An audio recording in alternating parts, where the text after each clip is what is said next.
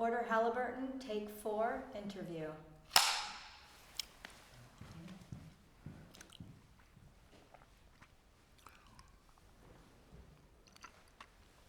All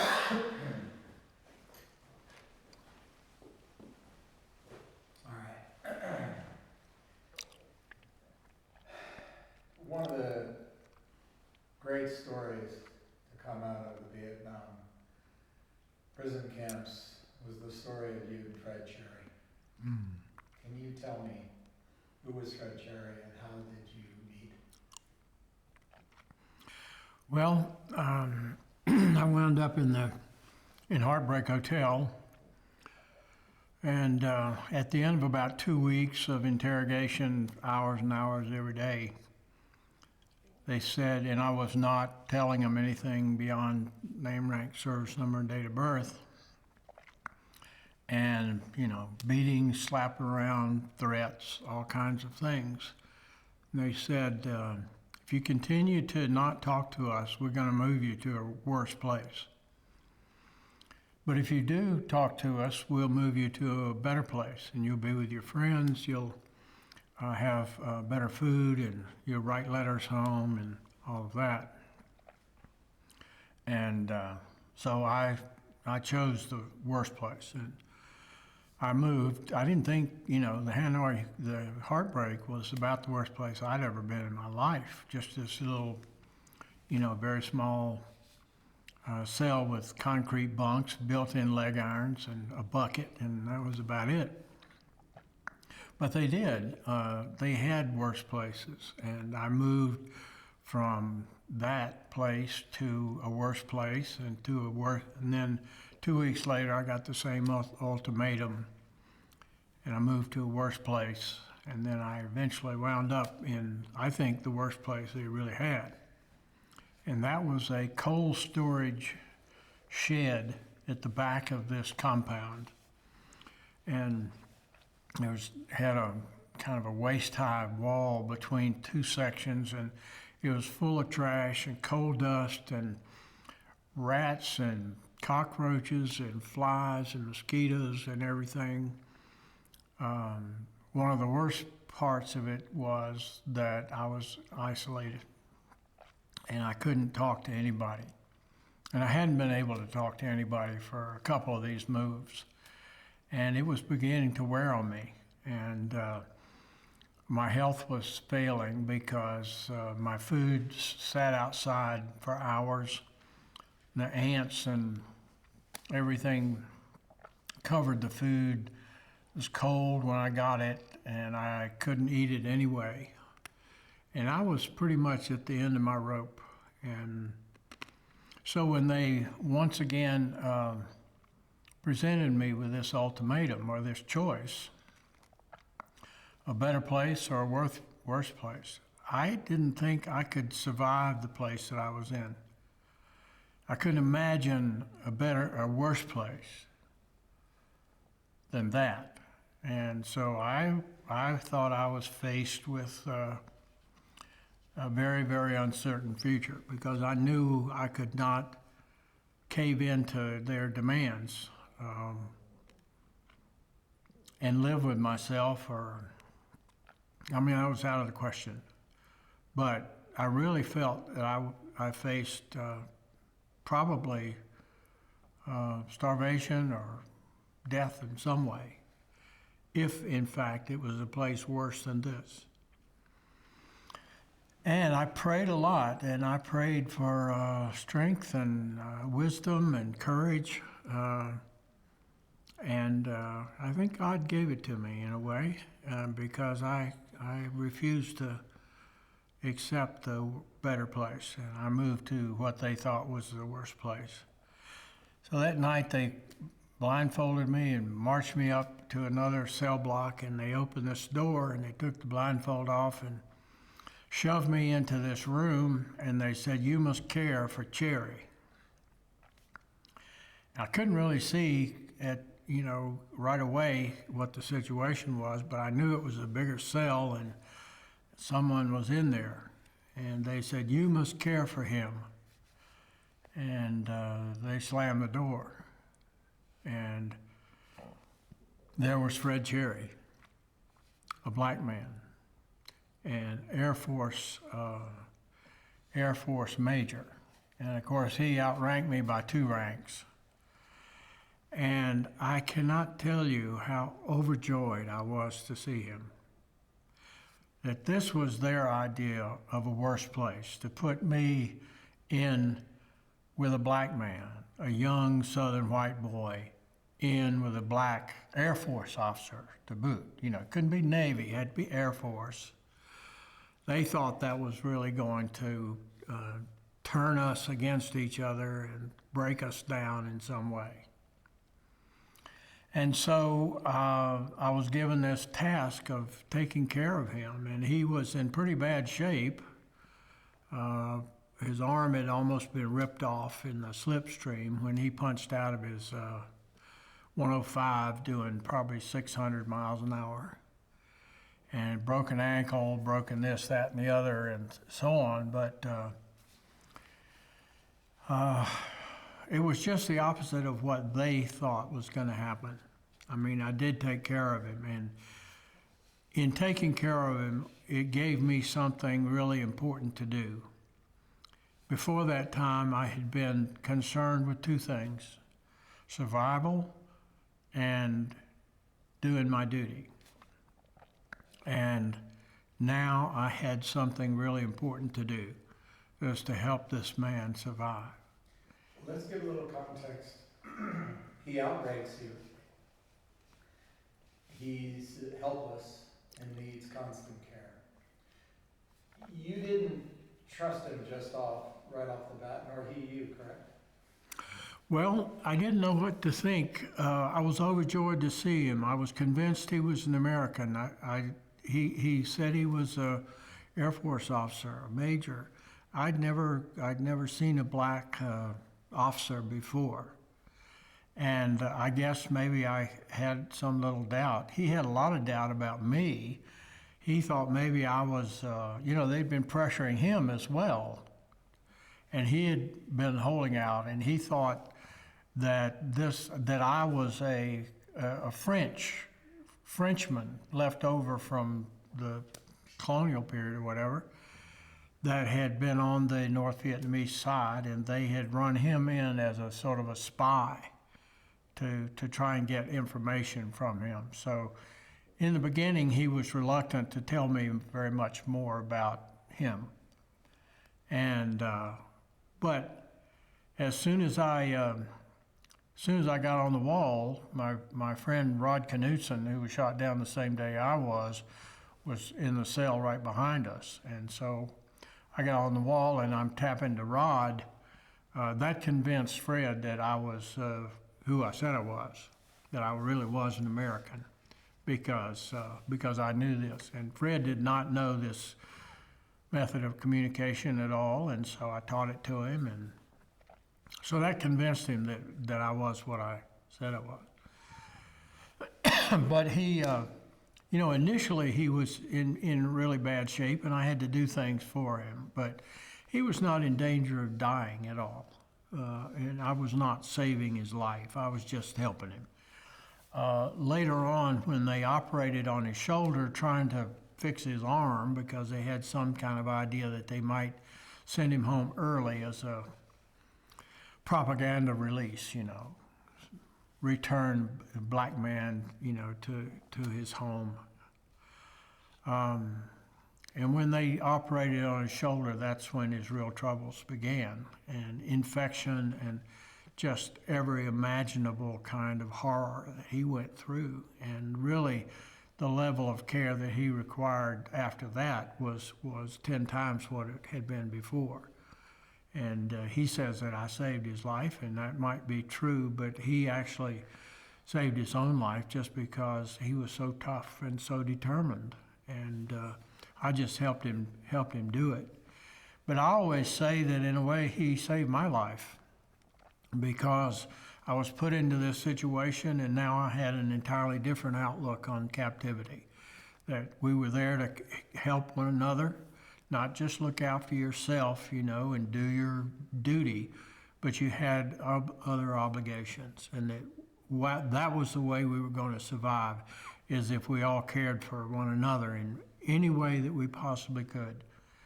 And so my whole attitude about captivity and our responsibilities changed because of Fred. And then to see him, the kind of man that he really was, in spite of having endured prejudice and discrimination and humiliation and all of that, growing up poor in the South, in a sharecropper kind of family, and yet he had this incredible love for our country and a devotion.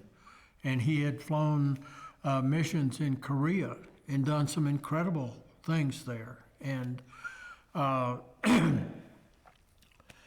so, you know, what I learned from Fred about determination and about getting over difficult situations and making the best of them and so on. And I suddenly realized one time that he never complained about anything. You know, I'd have to ask him, you know, what's hurting you? What can I do for you? You know, and he might then tell me, but he never complained about things.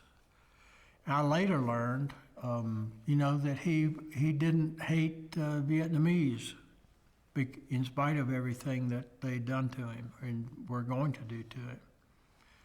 And later on, I realized what an incredible trait that was for somebody to have. So the things that I learned from Fred about race relations and about human relations, more about human relations than race relations, because he was one black man.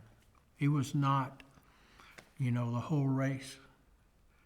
But I certainly learned to try and not judge anybody by the color of their skin or their appearance or whatever, because your first impressions are generally wrong. And so I owe a lot to Fred from what I learned from him. And he was inspirational to everybody who heard about him, about how tough he was and how patriotic he was, and trying to be as good an example for everyone as he could. In the book, The Two Souls Indivisible, Jim recounts how Fred was a prized possession for the Vietnamese. Yeah. If they could get him to, in essence, speak against America as a black man. So can you speak to that? Because they brought a lot of torture to bear on Fred that was pretty extraordinary. Well, I think that they thought, well, he was the first black, he was the most senior black. I think if they thought, like other senior officers, if they could break him and make an example of him, get him to speak out against the war, then that would be a huge propaganda coup and advance their war plans, you know. And so I think he realized that. I think he realized that he was under a double obligation, you know, to do the right thing and to not cave in and so on. And because, and as I said, I think they thought they were going to try and send him home early. There was in December some kind of peace initiative. And I think the Vietnamese thought, well, something might come of this and we'll send Fred home as a gesture of goodwill or something. And so that's why they were trying to fix his arm and so on. But then when that didn't happen, they kind of forgot about him, you know. And that's when he was in danger of dying from infection and all of this. And so that's when it became important that somebody was with him, because, you know, somebody had to yell and scream for people. I yelled and screamed until the camp commander came down there. And I said, Fred, Cherry is going to die if you don't do something. And then they took the cast off and they saw how infected he was and gave him some antibiotics and so on. But So he was just such a tough guy and such a determined guy that another lesser person would have died for sure. And speak, if you will, I mean, the Vietnamese had a fairly persuasive argument to make the Fred another black man, did they not? They did. I mean, their argument was you are colored just like we are. You know, you should be on our side because you're oppressed at home. You're prejudiced against. You don't have the same rights as the white people. You're just a lackey for them, and you should be on our side rather than on their side. And of course, he didn't see it that way at all, and was not going to fall for that kind of reasoning. And reportedly, in that argument, he responded something about the problems at home. Do you recall that? Where he said, if I could get you to say it on camera, that we have problems. Oh yeah, not for you to solve. Right. I think that was after I was with him, but I do remember that, and that he admitted he told him, he says, you know, we've got problems at home, but it's not up to you to solve those problems. And Fred was not the only African American in the Hanoi prison system. Right. And there was at least one other African American who did not feel the way Fred did. Do you remember the story of Fred trying to communicate to this individual? I do. Fred and I were not together at this time, and they were in their early release program. You know, they released 3 guys to a peace group as a sort of gesture of goodwill, and these guys were kind of weak resistors and probably had written statements and done things in order to qualify for early release. and this young black guy was kind of going along with them and was going to be released early in another group. And Fred intervened and tried to convince him not to do that. He said, you know, that's a bad example. You can't do that. And he repeatedly tried to do it. And I know I was in the comlink that passed that message along to this guy. And I understand now that maybe the situation had changed, and you know, Charlie Plum was the intermediary between the two of them, and so that was maybe another time. But I know that Fred made repeated attempts to convince this guy to behave, you know, don't do that. And what did he say to him? What was the gist of what he said when this guy said, "Yeah, I'm a black man"? Because Fred had gone through all the same prejudices. He had been mistreated throughout his life. No matter what his accomplishment, he was always a black man. Right. Well, I think he just told him that you're being a black, you know, is no excuse for caving into these people, and you cannot side with them. You are letting down your race, essentially, setting a bad example. But I didn't hear all of his arguments to this guy, but that was certainly the thrust of it. You know, did everything he could to convince him not to accept early release. Which, in many ways, Fred was saying, if you want an America that's not about color, then you can't respond based on color, even to say you're a victim. Yeah, I don't. You know, I was not privy to that line of argument, but that sounds like Fred. I mean, Yeah. that's exactly what he would have said. And it seems that something you've already said, sir, is that there came a moment in your prison experience where the prison wasn't the most important thing anymore. It was who you were, Yeah. who you were with your fellow prisoners. Right. And similarly, your experience with Fred, there came a point where it wasn't even about you, tending a black man, or even tending an injured man. two souls indivisible. You came to love this man and he came to love you. Right. And you found in each other the soul of something. Can you speak to? Well, I think so. Viktor Frankl says that there are several ways of discovering. Sorry, stand by. I've been doing that. You know what I think it is? Your hair is sort of blocking everything. Oh, really? Yeah. Maybe if you move I think, over a little bit, just use your hand. I actually think it requires, it went on again when you started. Okay, but that is a sensor right there. I know, but it's not working. I know your hair's in it. I think Alright, sorry. Sorry. This is typical, we're arguing. I'll just get up once in a while, don't look at me. That's not Sorry, we're having. You were saying, Yeah. Kent, you said? Yes, sir.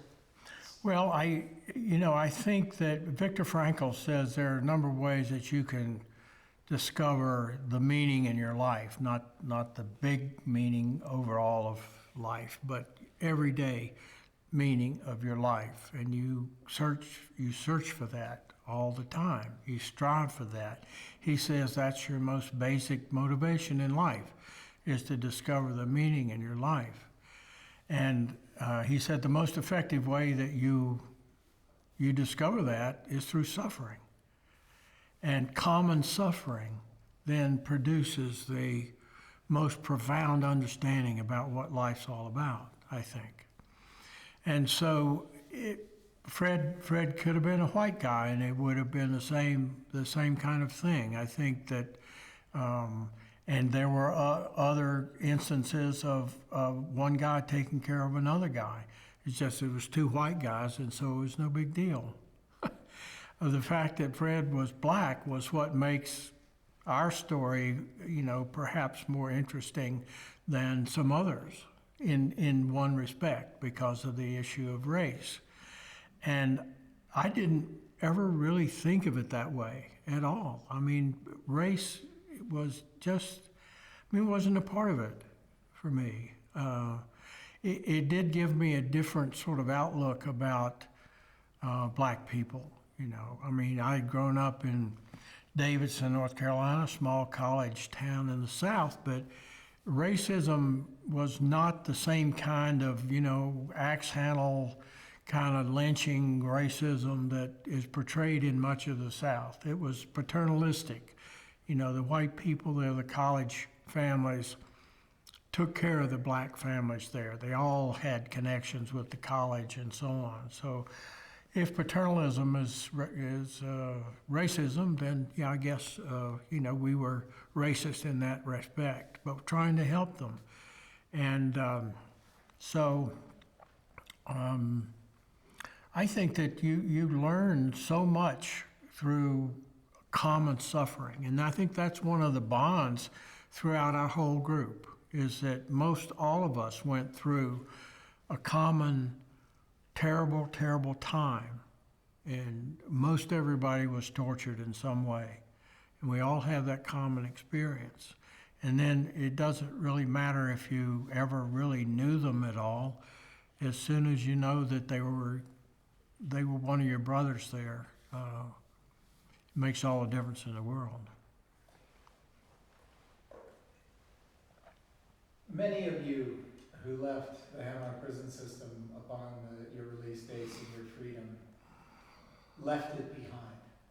And you did it through so many ways. You speak about turning as you pass out the gates, and I'll let you tell the story. Talk to me about forgiveness, about coming to terms with self. Mm-hmm. Well, I mean, I'm willing to talk publicly about my experience simply because I think that it does have an influence on some people. And people have told me that, what you have said has changed my life, or it's helped me in some way.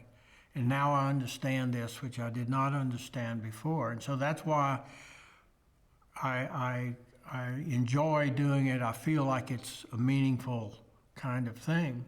And I always say, I learned lots of things, but there were two lessons that were most important. And I learned one in the beginning and one in the end. And the first one was a result of the choice I made for the worst place. And I wound up with Fred. And that changed everything. And I realized right then that that choice I had made determined the rest of my experience.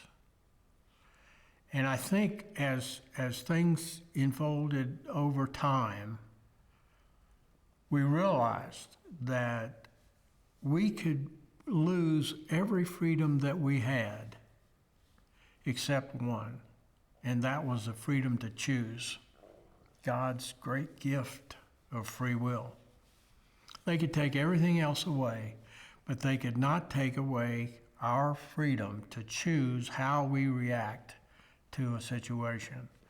And I think that was the thing that really allowed many of us to come to grips with where we were and to make the best of it, is because we quit worrying about things we could not change. You know, over time we determined that there was no way you could escape from this situation. You could get out of the prison, you might get out of Hanoi, but you were not going to get out of the country unless you had help from outside.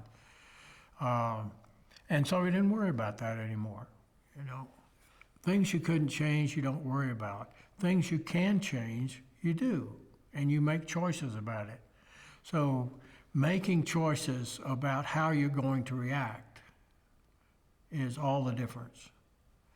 And I remember this story.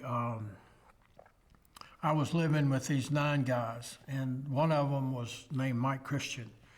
And Mike was kind of a rough and tumble kind of guy. He was former enlisted, and he a little rough around the edges. He let the Vietnamese know how much he despised them. And he wanted that kind of relationship, whereas I think most of the rest of us didn't go out of our way to piss him off, you know. We a little more diplomatic about it. So every dirty thing that had to be done, you know, they came and made Mike do it. But he liked it that way. And so there was an escape attempt in this prison. 2 guys went over the wall late at night. We had all, many of us, participated in the preparation for that escape. And to make a long story short, the escape went, they got outside the prison on a rainy Saturday night. On a Sunday morning, they were spotted, in spite of disguises and stuff. Were recaptured, brought back to the prison, were tortured terribly. One of them died under torture, the other almost. And the Vietnamese wanted to know everything about this escape. And so they used a technique of taking one person from each cell block, putting them in cells and torturing them for every scrap of information about that escape. And I remember that when they came to our cell, they opened the door and they pointed at Mike and they told him to roll up his stuff. And I know I had 2 very powerful emotions in a very short period of time. And the first one was when they pointed at Mike, it was this huge sense of relief. It wasn't me, because I knew what he was going to go through. And the second one, there was this huge wave of guilt when he walked out of the door, and I knew what was really going to happen to him, and it wasn't me.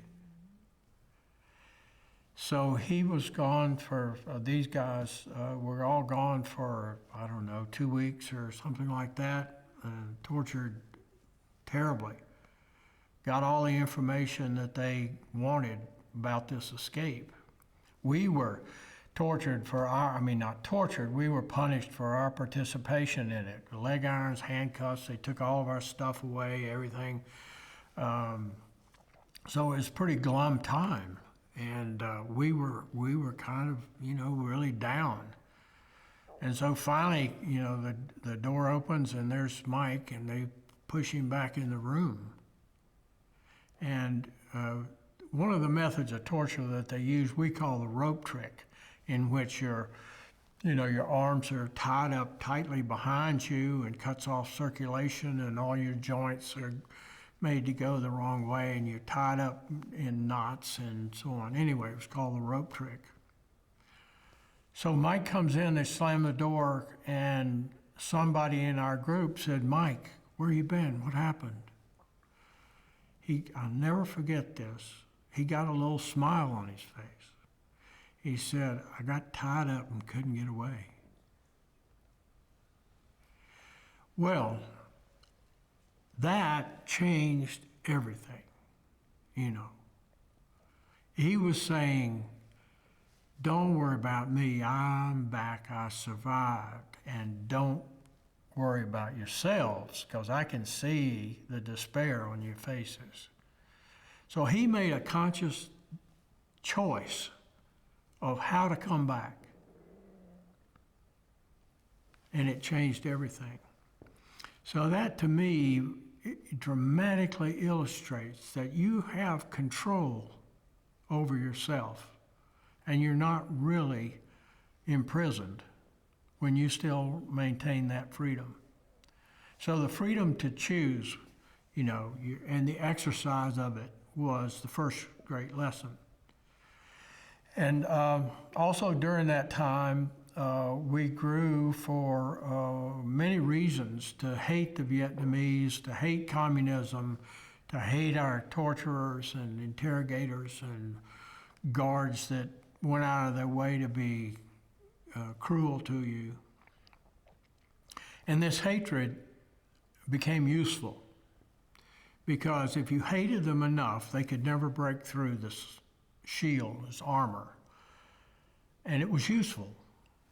So you treated everything that they said as BS, until otherwise verified. You didn't believe anything that they said. And it was an exaggerated hatred of them. And I think subconsciously we realized how useful it was. So at the very end, I talked about thinking a lot about the future and what we were going to do and everything, but we really hadn't thought about what are you going to do on the first day you're home. And here it was within a couple of days of that day happening. And so people were sitting around talking about that. And I overheard two guys saying what they were going to do to get revenge, to get back at the Vietnamese. That's what they were going to do first. Spend their first day of freedom trying to get back at them. And I realized then what a terrible hold this hatred could have on you, and that I could not take that home. And so on the day we did get out of there and walk through the gates of the Hanoi Hilton, I turned around to that building and I said, "I forgive you." And all that hatred, that armor fell away. And I walked out of 2 prisons that day. And that's the most liberating thing that I've ever done, because I did it as a means of self-preservation. I knew I could not drag that load home and deal with it. And I had said, these people are never going to adversely affect my life again. And I knew that hatred would tie me to them forever. It was not even a Christian act. But later I said, I have to forgive everybody in a Christian way. And so I did. And so I've pretty much eliminated hatred from my life. And that's been the most liberating thing that I've ever done. Tremendous.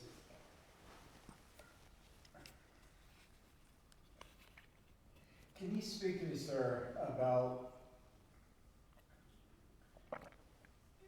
one of the things that you demonstrate, let me back up for a moment. Young people today, they're on their cell phones, texting. Right. They're in a digital age. And some of the things that are more analog in nature, more time-based. When we were growing up, there were 3 channels on the television. Mhm. If you wanted to change channel, you could get up and Right. and then if there was enough arguments, you just let it be on the 1 channel of the 3. Right, right. So now, people can literally flip through 1,000 channels, and they do so with such rapidity. Mm-hmm. And so there is a way in which stopping and taking the time Mm. to lead a considered life, whatever that means. Right. And you're pretty exceptional in a lot of ways. But one of them is that you're a military man who is also an artist and a poet. Mm. You're a soulful, it's not just military protocols alone, but you see the meaning within those protocols. Mm. Young officers of tomorrow, we have an enormously changing world. And some of the survival and thriving lessons that you learned in the Hanoi system are really applicable, but it will require making choices. Right. Can you speak to that, to young midshipmen, young officers in training tomorrow? What is the importance of finding that considered life? Right. Well, I think in today's technological era where things are changing in that regard so rapidly, if you don't have the latest operating system on your phone, you can't do this and you can't do that. And so we are tied to this technology and we rely on it, and it becomes a central part of our lives. And so I think the danger is that in so doing, we forget the value of reflection about what is really important. We are inundated with news and information from all quarters. You have to have, my junk mail basket there fills up almost every day with stuff that I don't want. My phone is full of spam messages and everything. So our chore really is, how do you separate all of this stuff, this fake news, if you will, from what's real and what's important? And it's becoming increasingly hard to do that. And so I think, sometimes I think of my time in jail as a long period of retreat. And I value that period for that reason, and I value the times that I take to be by myself, to think about what I really believe is important, and to question myself. Am I acting on what I believe, or am I just reacting to circumstances and whatever is current? And so I think it's important for people to take time to go on retreat by yourself or with, a few others in a directed kind of way, where you have the opportunity to examine what you really believe in, what you think is important. And I often say, a little example that you can do. Think about that. Go on your retreat. Write down the 5 most important things in your life. Then go and look at however you keep track of your money, however you keep track of the expenditure of time, calendars, bank accounts, whatever. And are you spending time and money on these 5 things? Or are you spending them on something else? And that way you can make a judgment about your own activity. Is what you're doing what you really believe in, what you've said you believe in? And if we don't take time every now and then to do that kind of thing, then we're led astray by all kinds of things. So to me, the value of retreat is very important, that we examine what we really believe in and then question ourselves, are we acting on what we believe or are we not? And part of your experience in Vietnam taught you, it's, as Charlie would say in some of his talks, it wasn't the 8 feet between the walls that imprisoned me, it was 8 inches between my ears.